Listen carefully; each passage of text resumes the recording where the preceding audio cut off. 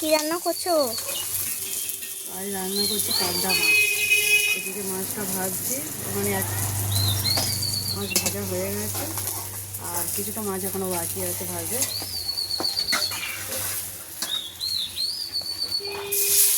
তার সাথে আর কি হবে না? হ্যাঁ, তার সাথে আর কি হবে? আর এটা হচ্ছে সর্ষে পাবদা করবো। আর এদিকে এই যে বিনস কড়াই ভাজা করবো। মাছ কটা ভাজা হয়ে গেলেই